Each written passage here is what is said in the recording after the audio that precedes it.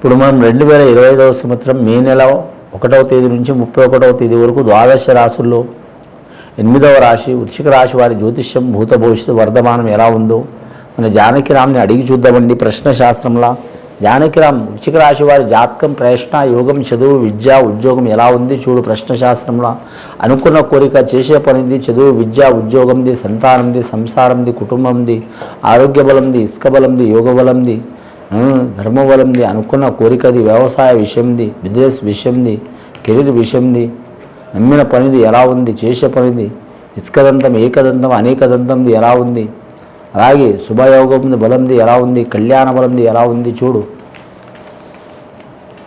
ఈ రాశి వారి జాతకంలో చెప్పాలంటే మాత్రం ముఖ్యంగా మాత్రం దశబలం భారీగా ఉన్నదండి వీరి పేరు మీద. వృశ్చిక రాశి వారి జాతకానికి మొత్తం నవగ్రహ యోగ బలాలు వచ్చినాయండి వారి పేరు మీద. నవగ్రహ యోగ బలాలు వచ్చింది, జన్మకుండలి వచ్చింది వారి పేరు మీద. వృశ్చిక రాశి వారికి జన్మకుండలి వచ్చిందంటే మాత్రం వారి పేరు మీద మాత్రం చాలా వరకు శుభయోగం కూడా ఉంటుంది, అశుభయోగ బలం కూడా ఉంటుందండి. వారి పేరు మీద చూడాలంటే మాత్రం ముఖ్యంగా 3 గ్రహాలు అనుకూలంగా ఉన్నాయండి వారికి, 6 గ్రహాలు ఇబ్బందులు ఉన్నాయండి వారి జాతక బలానికి.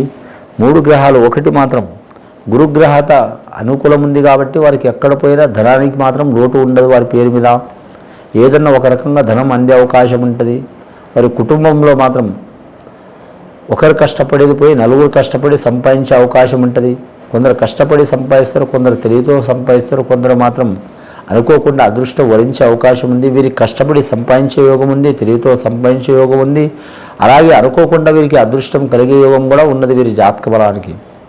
అలాగే వీరి జాతకంలో చూడాలంటే మాత్రం శని పంచమ స్థానంలో నడుస్తుంది కాబట్టి మాత్రం అన్నదమ్ములతో, అక్క చెల్లెలతో, అలాగే సంతానంతో, కుటుంబంతో విరోధాలు తప్పవండి.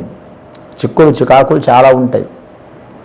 ముఖ్యంగా మాత్రం కంటిలో నలుసు, కాలిలో ముళ్ళు, చెవులో జూరిగా, అలాగే మాత్రం ఇంటి పోరు, ఎవరు ఏగలేరండి.